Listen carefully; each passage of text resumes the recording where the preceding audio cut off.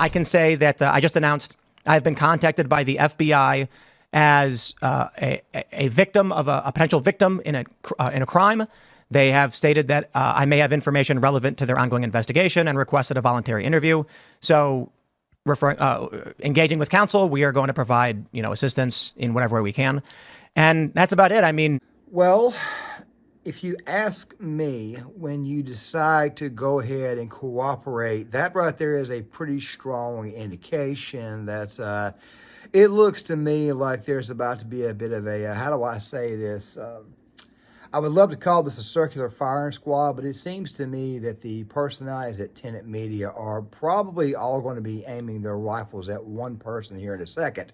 No pun intended. Obviously, YouTube, the Google gods, may take that right there completely out of context and then turn right back around and limit the ads. However, I do think you guys need a bit of an update on the situation involving the Tenet Media situation, so make sure you guys stick around for the full video as we dive into this. Now, you guys obviously saw roughly 22 seconds to start the video, Tim Pool explaining to Ben Shapiro that he's cooperating with the FBI, and of course, I played a little bit from Sebastian Gorka there. That kind of makes you guys think right off the bat that maybe there's a lot more to this situation than meets the eye, especially now that we have more information. Now, guys, when I did my video the other day on this situation involving Lauren Chen, I talked about how it was that Lauren Chen's recent positions kind of made her a bit of an easier mark. Now that we have a little bit more information, it seems to me that everybody in the world is probably going to be, how do I say, rolling over here real soon. Now, you guys know me. I've used Tim in several videos. I've talked about a lot of these content creators. And of course, obviously, I'm of the same line of thinking of a lot of these content creators, of course, when it comes to overall politics. However, if you read the actual DOJ indictment itself, then you would see that everybody not named Lauren Chen in this situation was classified as a victim. However, of course, it still does not stop the left from continuing to run out there and put such tweets and such posts out there as Russian bot, Russian asset, all that type of stuff there, when in reality, what they should be doing is really looking at, China, first and foremost, and their current own Democratic Party or their current own uniparty establishment, which, by the way, will get talked about in this video here as well. However, some new information has been unearthed, and that right there is what we're here to talk about. So before we get started, make sure you guys go ahead and cut the notifications on for the channel. Go ahead and hit the like button if you guys can for the algorithm. Also, if you guys are new here, please subscribe. Please hit the notification once again, so that way you guys are notified when videos are released. And let's go ahead and get into this. So initially, over the weekend, when I was just looking through my Twitter feed, and I was trying to get this content out, I had 2 videos prepared for the weekend, but I'm actually pushing them back to Wednesday. This week's gonna be kind of a week. It's gonna be kind of a weird week. I'll talk more about it towards the end of the video. I came across this bit from Sebastian Gorka. Now, Sebastian Gorka is a guy who was removed from YouTube, strangely, right after 2020. He's not the only one. Steve Bannon was also removed as well. As a matter of fact, if I remember correctly, during the whole 2020 election debacle, it was America First with Sebastian Gorka and Steve Bannon's War Room that I was listening to probably the most, while, of course, at the time, because I had just started in YouTube and my takes were much, much more in sports at that time, which, of course, we're probably going to be going back to at the start of the year, more sports and pop culture media criticism. Sebastian Gorka was somebody that obviously you got information from, but YouTube, for whatever reason, chose to remove him. However, Sebastian Gorka was apparently contacted about this same exact situation involving Lauren Chen, and as you guys caught in the earlier clip, it seems to me like she did in fact get a hold of him. Well, here's some more of what he was saying that kind of sort of sheds a little bit more on the situation. Chen approached me about 18 months ago and said, I've been asked to hire content providers, commentators with big platforms. Would you join us? And I thought, well, maybe. What's the deal you're offering? And where's the money coming from? Kind of standard question you should ask, Jeff, right? If you're going to work for somebody, you should know who's running the company and where the money's coming from, right? Typically, you would do that, especially if it's a...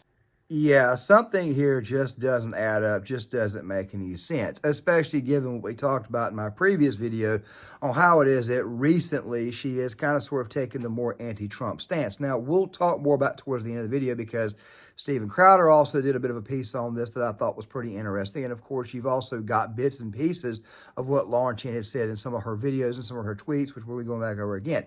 By the way, YouTube banned Lauren Chen They already removed her from the platform. So it's kind of hard to come across anything that she has said in the past unless you go to the Wayback Machine. Also, to go on top of that, Taylor Hanson was also permanently removed from YouTube as well, which kind of makes me wonder why the hell they would do that, especially given the fact that Taylor Hanson was actually listed as one of the victims in this situation. Not exactly a big account, but yet they've yet to hit Tim Pool or Benny Johnson or Dave Rubin. Biggest reason why they probably haven't chosen to do this because they're bigger platforms, and of course there's more money involved, and there are much more higher profile people involved as far as attorneys are concerned. And of course, if your channel gets nuked from YouTube, it can be one hell of a problem to get that reinstated. But let's get back to what Gorka was saying.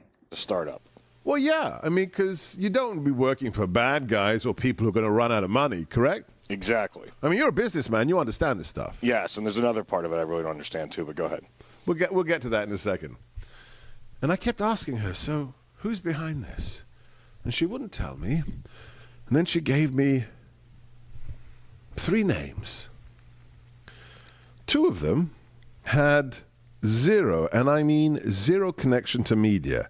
None at all. And I thought, well, that's weird. You want to create a new media company and you have no background in media? And then the name of the chief investor was Edward Grigorian, spelt with 2 N's, which is kind of sloppy tradecraft, Mr. Putin. Which probably makes you wonder why it is that Benny Johnson and Tim Pool and Dave Rubin and even Lauren Southern, Matt Christensen didn't bother to do what Sebastian Gorka did. Well, it could be the fact that money was rolling in, but then again, at the same time, though, it could also be the fact that most of these content creators, and I say most of these content creators, already had big platforms before they merged with Lauren Chen. The Culture War podcast, for example, that Tim Pool runs, he had already created that. Benny Johnson already had his own following, and of course, he used to work at BuzzFeed. Don't get me started on that. That's where his reputation really gets hurt the most. But still, at the same time, though, you see that these people already had big-time platforms. Dave Rubin had the Rubin Report. Lauren Southern had her own platform. These people already had big-time followings before they merged with Lauren Chen, which makes you almost wonder if this was not some effort to maybe even get caught, maybe a sting operation on Lauren Chen to infect everybody's takes. But of course, Tenet Media has not been around that long. I think it didn't come to pass until earlier this year. And of course, the one person on the platform that's kind of sort of been the most as far as the biggest, well, we'll get to it here in a second. But obviously, all these people do have some differing opinions. Of course, the left-wingers will paint these all as the same, but in reality, they're really and truly not. Tim Pool, of course, the former Bernie bro, didn't come to Trump till 2020 and still went out of his way not to support Trump after the election. It wasn't until sometime in 2023 that he really and truly began to start to actually get on the Trump train. Actually, I think it was 2022 because I think I did some videos about the whole, it was closer to 2022. But still, though, at the same time, though, Dave Rubin was a never-Trumper who eventually saw the writing on the wall and came back. They were very much the DeSantis people, which also brings into question about the bots that were on the platform that constantly attacked MAGA accounts. But that right there may be another video at a later date. If it ever comes back up, we'll talk about it, and I'll be here to give you guys a bit of an explanation. But that right there then brings us to the next part. I Googled the name. No such person exists with that spelling. Huh. If you're creating a legend, it's better to create a legend with the name of, oh, I don't know, John Smith. Lots of John Smiths.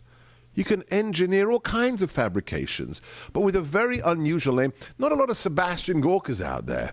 Don't use my name and try to pretend you're me, because people can call me up and verify. Are you creating a media company? No, I'm not. Oh, well, that's a little fishy. I did 10 minutes of due diligence. And I thought, you know, something's fishy here. It just stinks. And so I said, thanks, but no thanks. And here we are today. Was this a honeypot? Was this an operation? Was this something that, quite frankly, that was, already planned by our government to do, which also then brings to about how much did Lauren Chen know? Well, here's what I'm going to do. I just got through watching this video this morning that was posted by Mark Dice. You guys know him. He always brings the receipts. I don't always agree with everything he says. But he asserts in his video that it may have actually been a honeypot situation, which of course would have been to try to get everybody who's considered to be a conservative influencer all in one, meaning that maybe Lauren Chen was just a good old-fashioned rat. I mean, unless this Andrew Wilson's been calling her Tokyo Rose for a reason, who the hell knows? Maybe she was a plant this whole entire time, which really hurts me too, because I always liked Lauren Chen and I always found myself agreeing with her more than any other influencer here on this platform, especially when it comes to conservatism. But I began to notice some things were off with her, which of course is the biggest reason why is I'm just going to be linking that video in the description box, and maybe if anything else comes out, I'll probably be talking about it a little bit later on. But it's heavily implied that she knew, and not only did she know, but she was kind of the, how do I say, she was the main person trying to set the entire group up, which is also going to lead to lawsuits in the future, and it's probably also going to demand, how do I say, a pound of flesh, 4 pounds of flesh, that type of stuff there, and especially given the DOJ, especially given the current FBI, and of course the weaponization of government, it wouldn't surprise me if they don't come after the other members of Tenet Media who were actual victims, but then again, though, they did in fact classify them as victims in this case.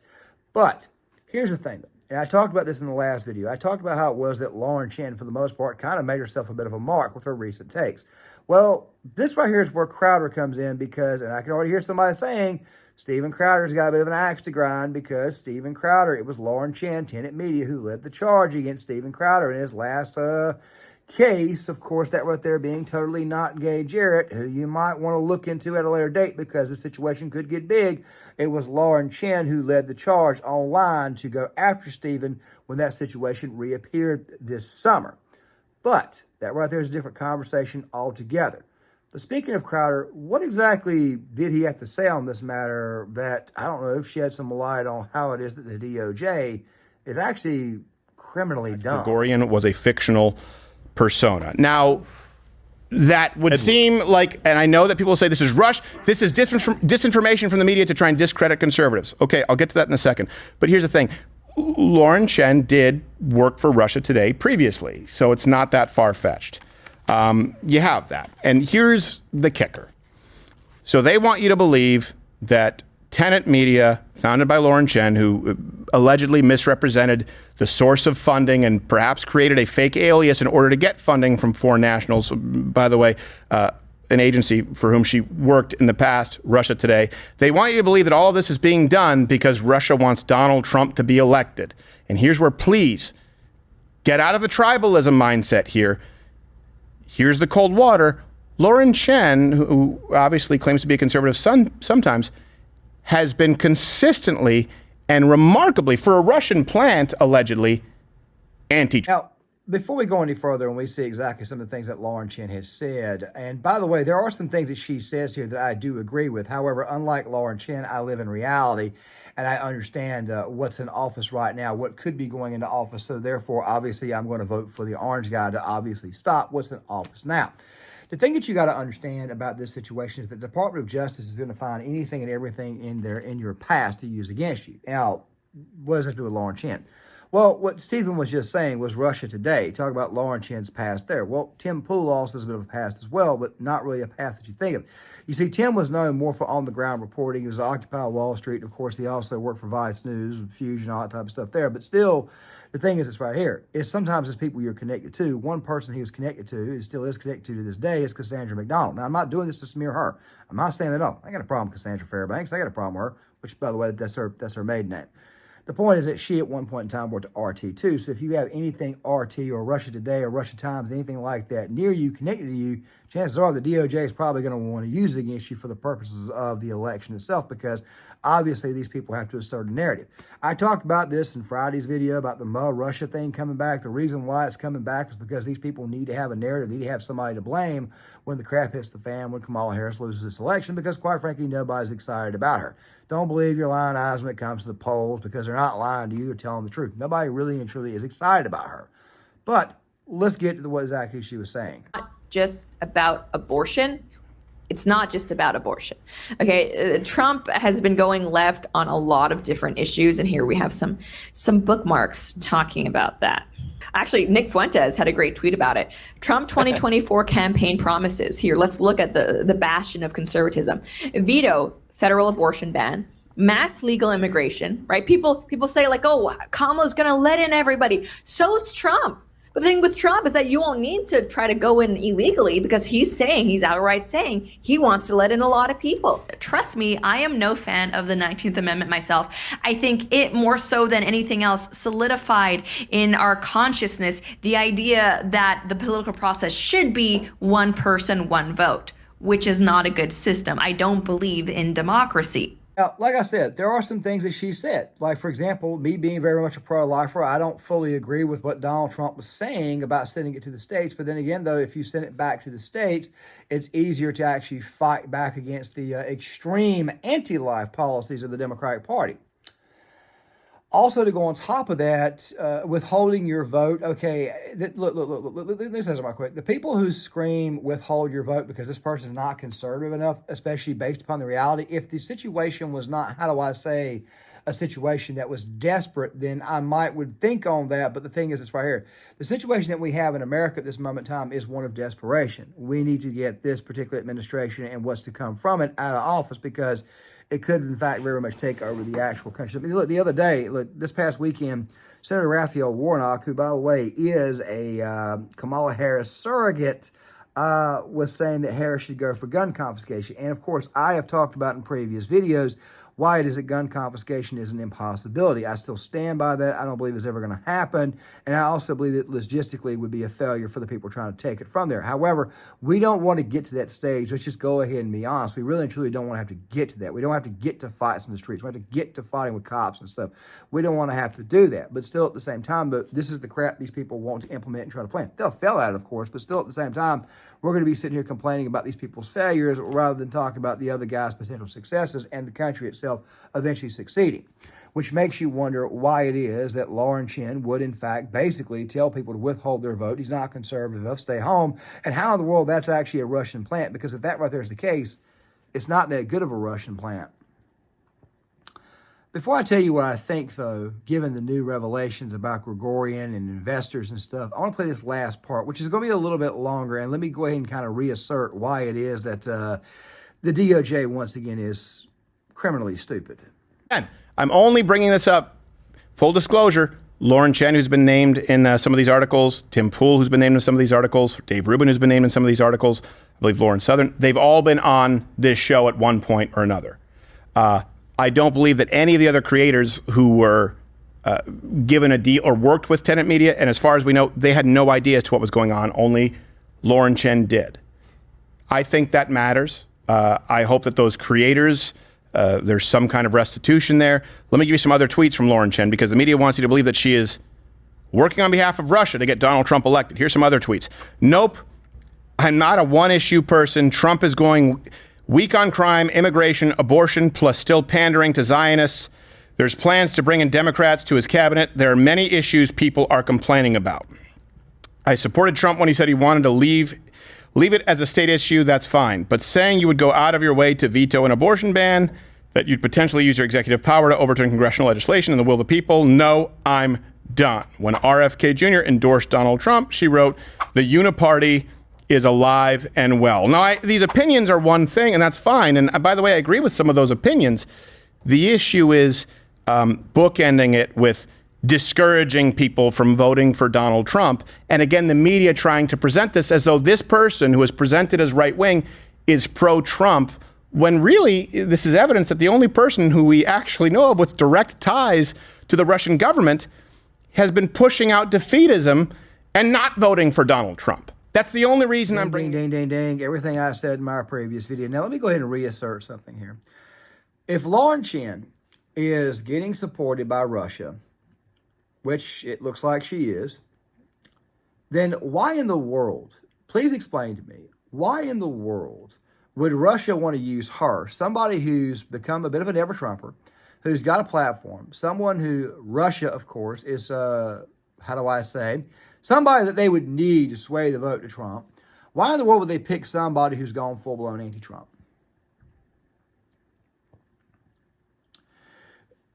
Because they prefer Harris to be president. You see, someone like Lauren Chen would encourage the additional votes that Trump would need in certain places to withhold their votes and stay home, because turnout wins elections, not polls.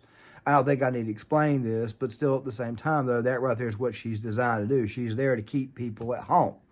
Now, there are some people who have accused Tim Pool, who also, of course, is connected here now as a victim. They're trying to say that he has been on a bit of a black pill journey. Well, I don't think he's going to be black pill journeying anymore, because obviously we can now see that the one lowly never Trumper is the one who was in charge, who's obviously the one who's going down for this. Like I said before, the DOJ is criminally stupid. If the DOJ was actually smart, they would have gone for somebody like, say, Benny Johnson, which, of course, he's named as a victim in this suit, but they would have gone for a much, much larger person, which also makes me wonder why it is that Lauren Chen led the charge against Steven Crowder when the totally not gay Jarrett thing came back up, when clearly you have a guy saying, I don't want him anywhere near his children, makes you automatically think that maybe that situation there could have also been a sting operation. Mug Club Crowder, of course, they're not getting credit for this, but they recently uncovered some stuff that District Attorney Alvin Bragg, some stuff that was said about the Trump's court case in New York, and exactly the intentions behind that, what they were really trying to do. I'll link some of that stuff in the description box for you guys. Trust me, there's going to be a lot there. The fact of the matter is that these types of ops are rampant. And of course, the DOJ oftentimes gets these things wrong, which actually don't oftentimes get it wrong. They constantly get it wrong, because anybody who thought that Lauren Chen, given her recent activity, was some base Trump supporter, obviously is smoking crack. It's pretty obvious that what these people did was thinking that they were getting a pro-Trump person off the board, or maybe they just cast suspicion on people, which I don't think is going to work, because these people have gotten their voice out for a long time and people already agree with them. It seems to me like what happened in this case is that they took a prominent Never Trump, or what could have been a prominent Never Trump piece, off the board, therefore kicking themselves in the nuts. So yes, I once again reassert myself with this right here, what I said in the previous video. The Department of Justice is in fact criminally stupid, and yes, they did in fact kick themselves in the balls with this one. I can tell you guys right now that this story will get murkier, and more information will come out as a result of it. Of course, it's Monday morning. This video right here is coming out at noon. We'll be sticking around with this right here for the rest of the week, but I do want to give you guys a bit of a preview for today and tomorrow. I'm going to be pumping out a lot of content today. I'm not going to be going back officially to what I was doing before until probably tomorrow, going back to the gym, doing my normal thing. I'm still kind of beating around the house here, banging around the house, whatever you might want to say. And the thing is this right here. There's going to be 3 videos total. One, of course, is going to be coming out today. That's going to be talking about TYT, because they've had a very interesting past couple of days, and one of them is even a 2-parter that's going to be coming out tomorrow about the media. And of course, there's also this bit about Tucker Carlson interviewing a historian who's a little bit friendlier to the Nazis. We'll be talking about that this week as well. Make sure you guys please leave a comment in the comment section. Please hit the like button, subscribe, share the video, sign off in the comments, and I'll see you guys later.